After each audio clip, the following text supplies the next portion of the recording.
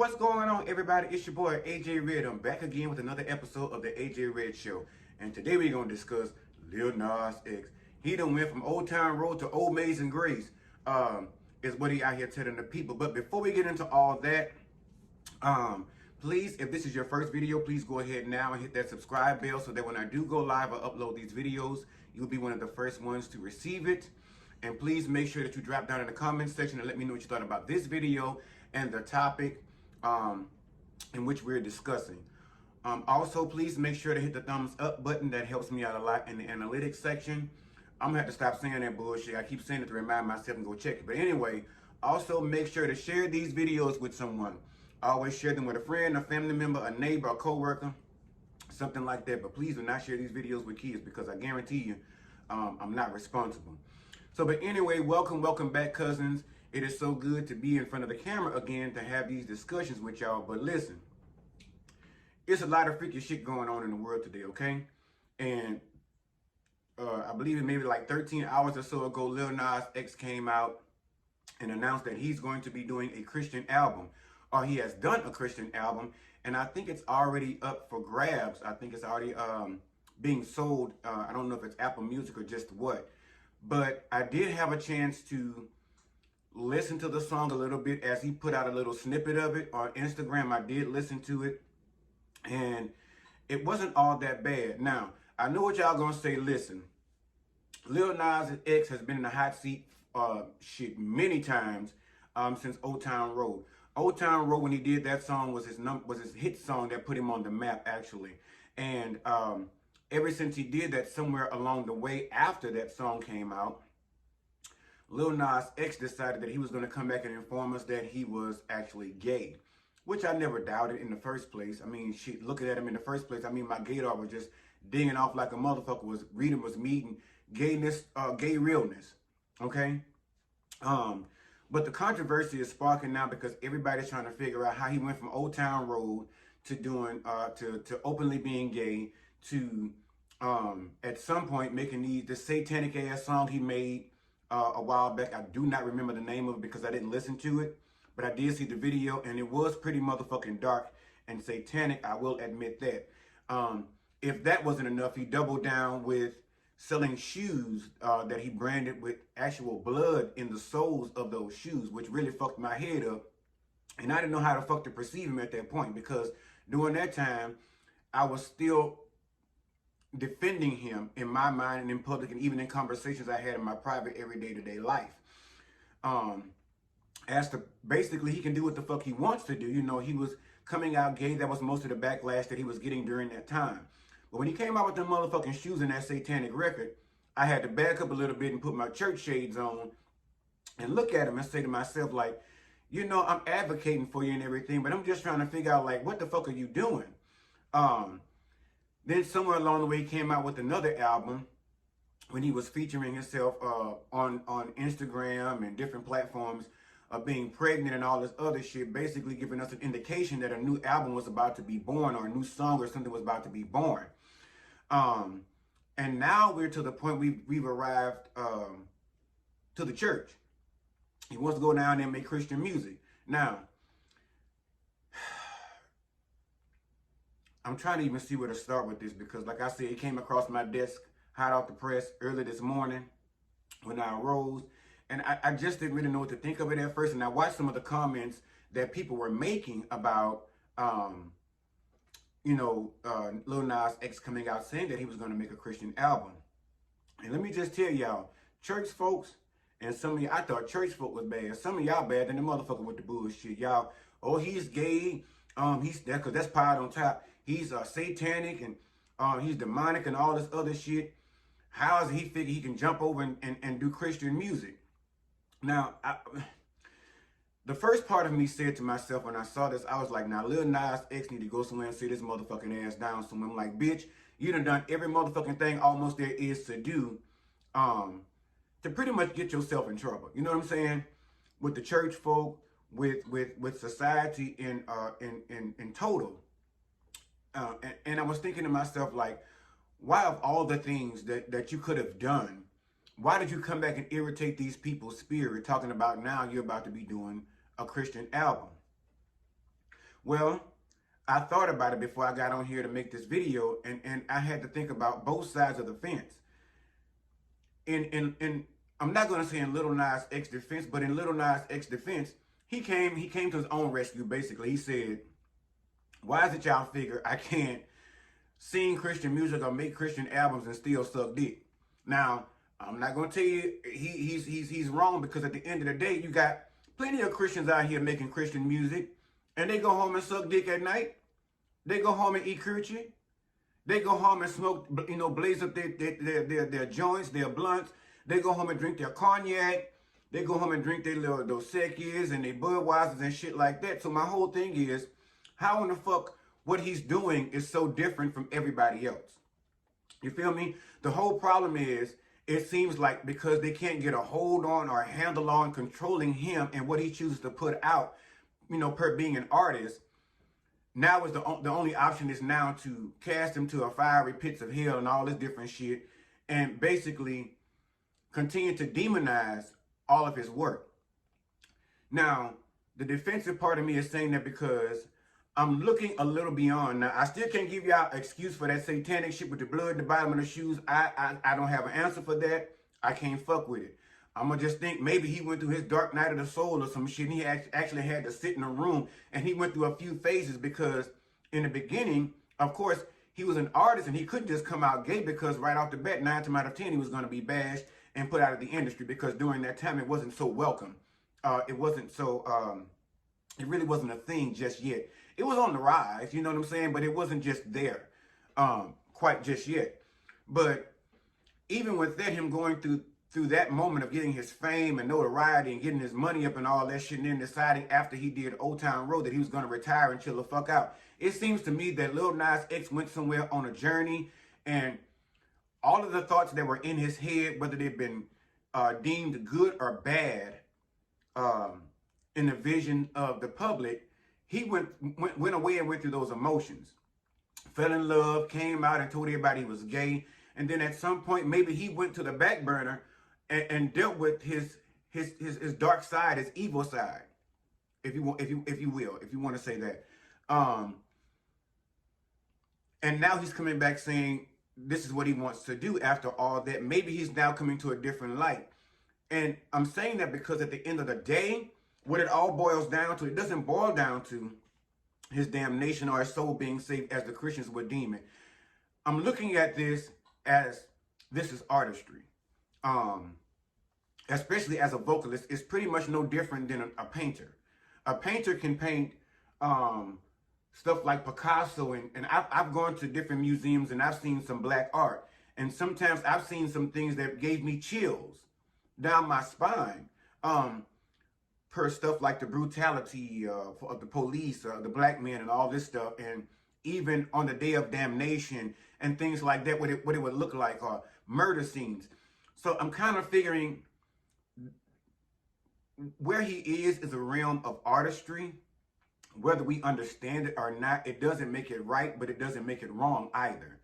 And I feel like, again, that is part of the issue with the church. That is part of the issue with Christian people, or people that call themselves Christians.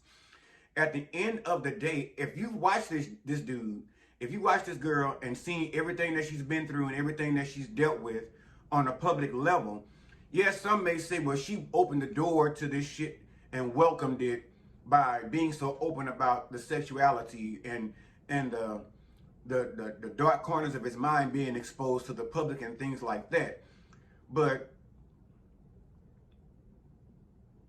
that is the big issue as to why you church folk are not winning souls like you used to back in the day.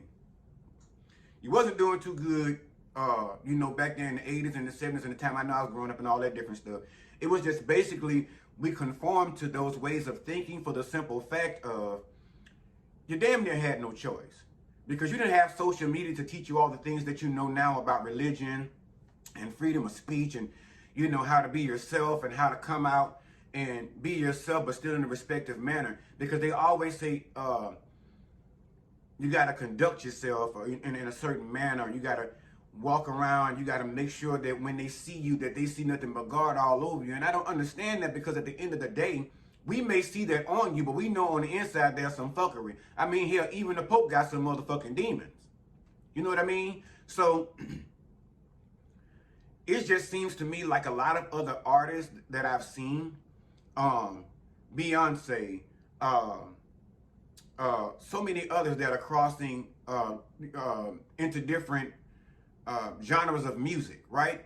And that's the thing about our people. Black people are so talented, and I'm not saying that whites or Asians are not talented, because we are all talented in our own areas, per what we've been given. And if that was a factor of, if it came from genes, if it came from just whatever you've been granted with, the bottom line is, at the end of the day, everything that we do is great.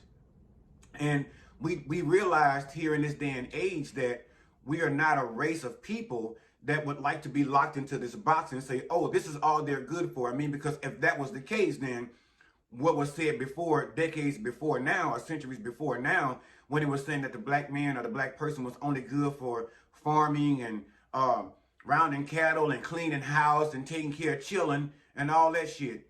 It's basically trying to put someone in a box when it comes to their creative thinking. And I'm going to give him the benefit of the doubt and say that I feel like this is a creative expression. And even if he is trying to go into the church and trying to do Christian music, the whole problem with that is it'll never be, especially not right now, because in the church you got all these bishops, all these mothers, and the deacon board and all this stuff, and all these sanctified as members of the church, that if he was to walk in the church and try to perform their song, even try to get on their roster to come in to do a number for them or perform the song, it would probably be an immediate no. And it's so crazy that when Kanye came with his choir and all that stuff, everybody was willing to accept him. They were calling him crazy and shit like that. Yeah, they were saying he was off his fucking rocker. He wasn't taking his medications and shit. He needed to get somewhere and have somebody to look after him. But turns out, everybody was still in his corner when it came. Well, I'm not going to say everybody, but a lot of people were still in his corner, including some church folk. But that's the thing about the church. The church is not willing to accept diversity. The church is basically saved, sanctified, and filled with the Holy Ghost or nothing. They ain't with that stuff about, back in the day when I used to go to church as a kid, we would have, my grandfather would preach, and our choir, my mother, she ran the choir. She took care of all that stuff with the music. And we have church in our Liberty Church, the little church on the hill. We'll be in that foot stomping and singing and carrying on, acting a goddamn fool, praising the Lord, right? And all of a sudden, it'll be a man that we done seen out there on the streets when we come in for services or different stuff like that. One or two, maybe three, like on Sister will walk in. They might be drunk or some shit like that, maybe a drug head or something like that, but they would walk in and sit in the back of the church and listen to the singing and sing along with the choir, and they knew songs. They had been in church before. They had grown up in it their whole lives long as well. But my grandfather, the way he operated, it would never be a factor of, oh no, get them out of here. They ain't saved. They ain't writing all this different stuff. They can come there 20, 30, 40, 50 times and not still come on down to the altar when they do altar call or open the doors of the church or whatever. They still have not become a member. They still have not become, quote unquote saved.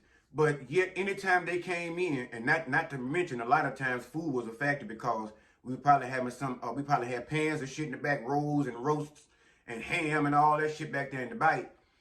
And of course they were probably going to stay for a meal, but we welcomed that, because at the end of the day, we opened the church doors physically and emotionally. We wrapped our arms around those people. I watched my mother and her sisters do it, the deacons and all that stuff. My grandfather at the church, my grandmother, all of them was the mother of the church. My grandmother was over there. And my grandmother, you ain't gonna lie, she always had some sly shit to say to the sinner, but she would say it in a joking manner, but she would always pretty much follow up with the story that she had before she had got saved and found Jesus. You see what I'm saying? So, but we don't live in that day and age anymore, where it's basically the church trying to save souls and things like that. They're mostly over there doing what they tell you not to do, which is judge people. And they're judging the book by the cover. judging the motherfucker by the cover of their album or what they choose to sing. I know artists that are here in Houston, right? All of them they'll go into church and cut up a motherfucking la-di-da. They'll sing the house down, have everybody around there jumping French rolls and shit everywhere on the floor. You know, cubic zirconias and fake pearls and shit everywhere by the time they get to tearing the place up. Nikita Fox. Listen, Nikita Fox is one of my all-time favorites over here in Houston. We done sit around and played, what that damn game is, we done played Jenga. We done played all kind of shit, you know what I'm saying? We done had fun on a spiritual level, and we've had fun on a personal level. And the lines, it never got disrespectful in any way. But when I tell you that girl going to church, I don't give a damn what church y'all let her in. All I tell y'all is that if y'all let Nikita Fox in your church, you better have some insurance. You better have some insurance on your pews, and probably even on your congregation, because by the time that girl get through hollering and tearing the church up, somebody's got to come in there with a broom and a dustpan and sweep everybody's ass the fuck up, or come in there with a spatula and a gurney and scoop their motherfucking ass up, slang them up on there, and get them out there in the ambulance down to the hospital to get them a Holy Ghost IV. But the point I'm trying to make to you is, even with Nikita sings songs that are not always in the church, because her voice is just beautiful and gifted. And who was to deem her to say that her gift is only to be used in the church? God gave her that gift. And if he's allowing her to continue to go on to use it in the manner she sees fit, there must be some kind of agreement between she and the God that she serves, which could also be the same case between this child and the God that he serves, although we don't know what God he's serving. But again, it's none of our business, because we're too busy trying to judge a bitch by their actions or what they choose to do, instead of just looking deeper into the situation and saying, you know what? I've never met you, Lil Nas X. I don't know what you're really like on a personal level. I don't know, around the house you sing and humming Amazing Grace all day. If you're cooking, if you're humble, if you're loving on the people like they said you're supposed to do, if you're going about the highways and byways feeding the hungry. We don't know, because nobody ever checked that point of his life. The only thing that we're checking for is to see if he's doing something that is against the will of God and is against the will of society and their way of thinking. And that's the whole motherfucking problem now. Again, I'm not saying that I'm getting up on here trying to be up on a high horse in a soapbox sitting here saying that, oh, y'all should leave Lil Nas X alone because he's doing this thing. Part of that is true. Because I don't see Lil Nas X coming about here knocking on my motherfucking door trying to see if I'm cooking pigtails, if I'm eating right and eating clean, if I'm living my life the way I'm supposed to be doing. Or, you know what I'm saying? I don't even see my pastor. Back in the day, my grandfather, when he didn't come to church, he and his colleagues back then, if you didn't show up to church on Sunday, you rest assured, when church was over, he was going by the house. After church was over, sit with Roberta. He was going to eat what she cooked. And after that, he was going to explain to her what the fuck his mission was for the day. He's already talked to the deacons about it, and they on board. So the next thing that happened is the deacon's about to swing on by, scoop him up, and he about to go pay some fucking visit to his members. And see if there's anything that he can do to make it, make their lives a little easier. Just to check on them, just to see how they're doing and things like that. He'll bring a little change. He'll bring a little fruit. He used to bring the kind of shit he know you would fuck with, you know what I'm saying? Mustard greens and shit like that. People don't do that kind of shit no more, especially not no pastor. Your pastor ain't studying about your ass. Once them ties stop rolling in, you don't mean shit no motherfucking more. Now y'all can say what y'all want. But at the end of the day, like I said, y'all saying judge ye or ye be judged not or some judge not or ye. I don't know what the fuck it says. I don't even, the bottom line is stop motherfucking judging people. I don't know what this child has in store. We don't know what he has in store. You don't know what his creator has in store for him. There's possibly a message in all of this he's trying to send. Because again, he can be right now used as an example to show the world that, listen, the God that you believe in, I am a God of unconditional love. And that's the part I think a lot of the time that people move over, move right past. Again, they always say, I tell people, how is it you can love God? He tells you himself, how can you love me but you've never seen, but you can't love your fellow man what you see every day? Even if y'all didn't agree what he's doing and figure he's going through something, what should you be doing? Anybody got an answer? Raise your hand. Pray for him. If that's what everybody's so used to doing, get down on your knees. He getting on his knees to suck dick. That's what he told us he doing. Because he already told us there's more than one reason you can get on your knees for some shit. So, we know he sucked dick. That's no big deal. So what? So what? Because he got some big suit coolers on. I'm pretty sure he over there pleasing somebody. You know, with his vocal skills. You know, there's many ways that can be used. He can be over there, you know, doing vocal exercises while he's sucking on the penises and whatnot. Y'all don't know. That could be where the gift is coming from. I couldn't even keep a straight face. But you get what I'm saying.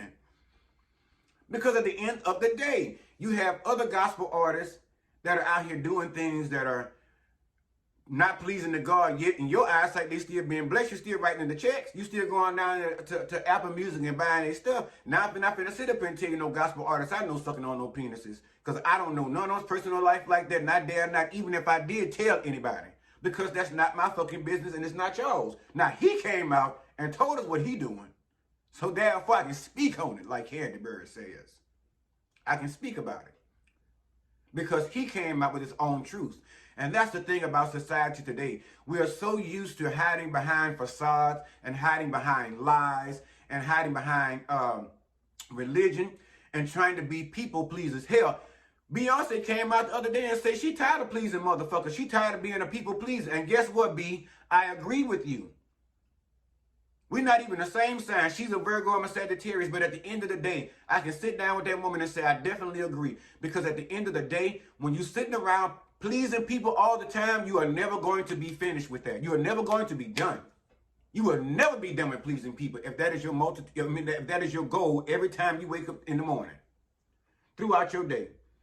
And if you plan on, you know, making that a lifelong commitment, you're gonna find yourself drained. You're gonna find yourself depressed. You're gonna find yourself trying to figure out how in the world you're gonna go on to the next motherfucking day because something you did for a particular motherfucker and you thought they was going to really appreciate that shit. And they didn't.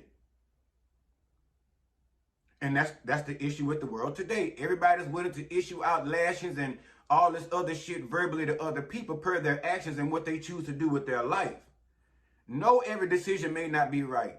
No, every decision may not be going forward in the right direction and doing the positive thing in our eyesight, but we don't know what vision he was given.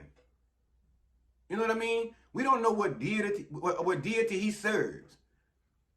We don't know what God he serves. And honestly, people say, well, if you're going to go around, I remember my pastor used to say stuff like, when it came to when he make the most stupid ass gay sermons, he would say stuff like, well, y'all keep saying we shouldn't be worried about it. It's not our business. It's not our life and all that different stuff there. We still getting into the kingdom and all this different stuff. But y'all don't understand. It don't make no sense if all of us in the same boat headed to the kingdom and others up in the boat steady drilling holes. Y'all ain't gonna do nothing to stop it. Well, maybe I don't want to be on your motherfucking boat. Because you're driving the boat and I'm driving the yacht. And that's the whole thing people don't understand. You keep inviting me to your boat, bitch. I got a whole ship over here that I've been provided. And why haven't you gotten to the level that I'm at? You own this fancy boat with all these trimmings and all this glittery shit on it. It looks beautiful. It looks beautiful. But the difference between a boat or a yacht or a boat and a ship is the size. You want to say, oh, enlarge my territory, but y'all over there doing the same old shit on the same motherfucking boat. But I'm over here doing what feels best for me, what feels right. And it may not be right for y'all, but it's right for me. And because of that, I best serve my higher good by satisfying myself and making sure that I'm living my life in happiness and not living my life confined to the rules that you all have given me that have kept me bound for so long. And I've been on that same boat with y'all, that same crowded ass boat with y'all.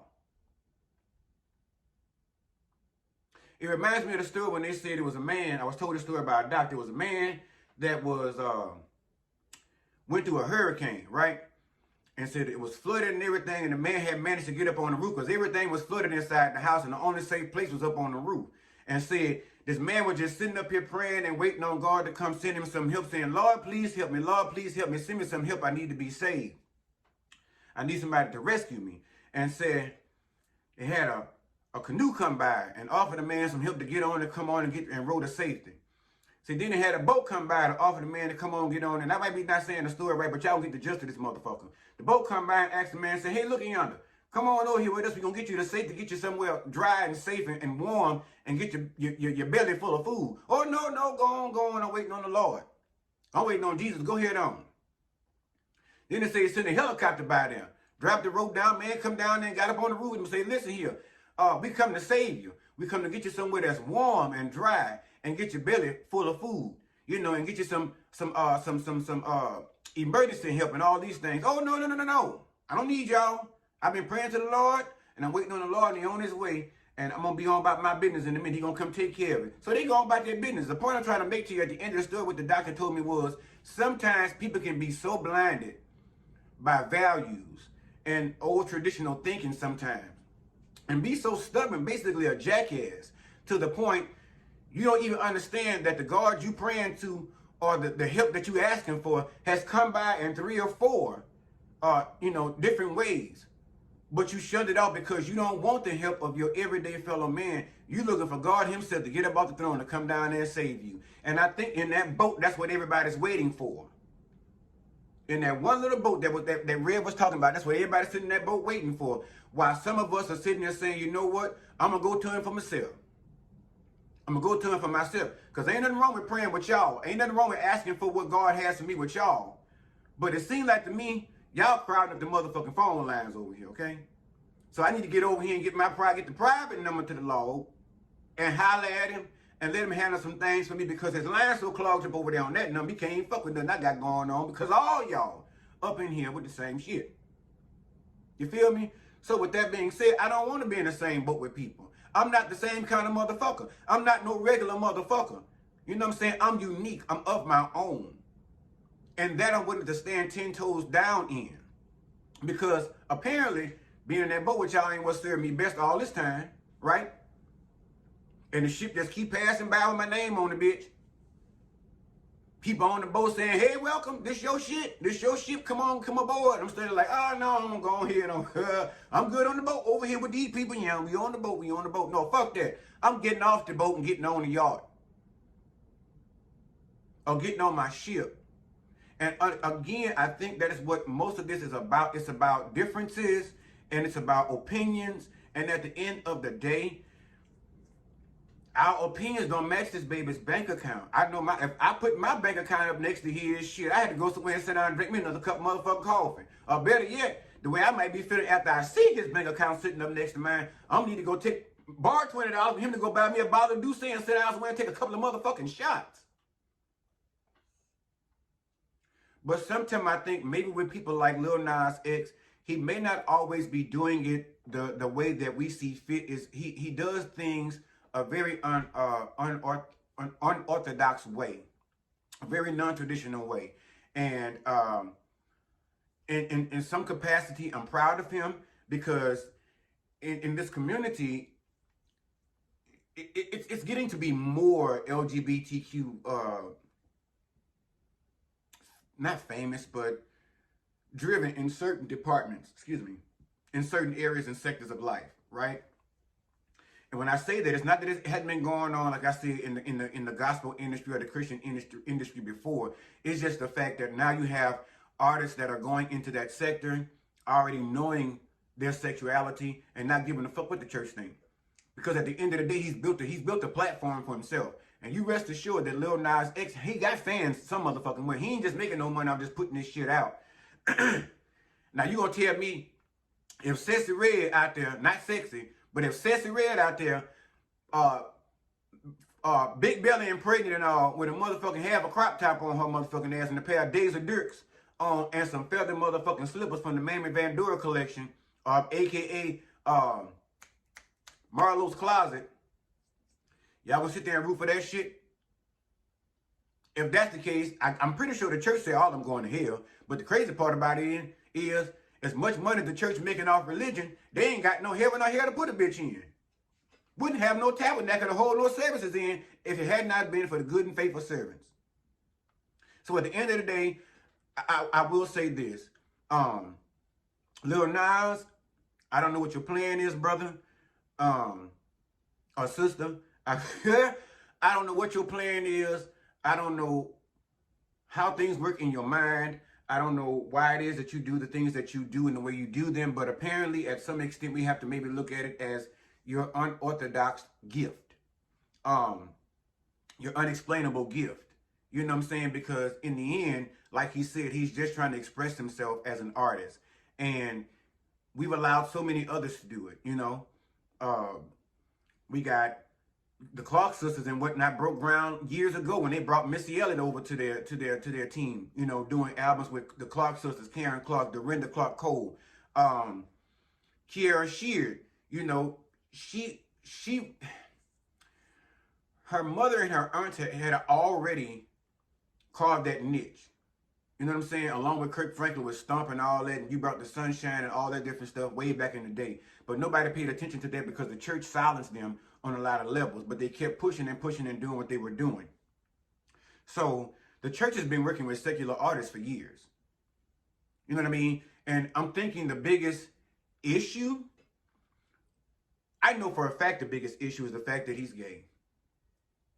The fact that he's gay and the fact that he's so vocal about it, that is the biggest issue. So what I will again say to you, Lil Nas X, congratulations on whatever your projects are that you're doing. You ain't hurting nobody. You're not physically hurting anyone. You're just putting your gift out there for the world to see. And for those who don't understand it, it seems like it's just their problem. For the ones that do understand it, bless that. Bless that, because at the end of the day, y'all always say, what God has for me. Yeah, so basically, what God has for him is for him. What God has for you is for you. The same for me. So at the end of the day, if he was doing so much wrong and just this walking ball of damnation, I think by now, he'd have been taken the fuck out. I ain't saying by people, but I'm saying by whatever deity he serves, you know, God or whatever, I'm pretty sure by now he would have been taken the fuck out. So with that being said, do your thing, do you, make your money, get your son, fuck what these people are saying. I'm not telling you I'm all the way 100 with everything that you're doing, but I think I kind of understand part of the vision as I've kind of followed him over the years and his progression to this point. We don't know where this can lead. This could possibly lead to him being a minister. This could lead to him working with other gospel artists. We do not know. So I say for those of you who don't know, let's just sit back and enjoy the motherfucking ride and see what he does with this. See where he goes with it. And I think the title of the album is The Birth of a Superstar. You can't hate. And if you try, then do your big one. But yes, shout out to you, Lil Nas X. I don't know who don't like what I got to say about it, but I don't even give a fuck. But they'll be all right. But I think that's all I'm gonna even talk about for this situation here, because there's really not much to go over other than seems like another classic case of hatred at some point on some level. But he gonna be all right, and the rest of us gonna be okay too, because at the end of the day, what he eat don't make us shit, and vice versa. So with that being said, if this is your first video, please go ahead now and hit that subscribe bell so that when I go live and upload, you'll be one of the first ones to receive this footage. And please make sure to drop down in the comment section and let me know what you thought about the video, the topic, and my opinion about it as well. Also, please do not forget to hit that thumbs up button. That helps me out. And please make sure to share these videos. Share them. Share with somebody you know. Share with somebody you don't know. Share with somebody you like. Share with a son bitch you don't give no fucks about. Because 9 times out of 10, that'd probably be the glue that brings you two together and have y'all a good conversation piece while y'all giggle over tea and crumpets somewhere. Hey. But listen, I love you guys so much. Make sure to love on yourself first and foremost, always, and love on those who love on you in the same return, because we don't have time for lanyard. And I always say, I cannot end the video with saying, I appreciate you guys so much. Thank you for everything that you do for me. I feel like, again, I ask you guys for so much with this like button. Like, subscribe, share. And I know sometimes that shit get on y'all nerves, but y'all really helping me out more than y'all think. And I just want to stop and say, I appreciate you guys from the bottom of my heart. I love you guys so much. I appreciate you. And to the next video, cousins, holla and stay up.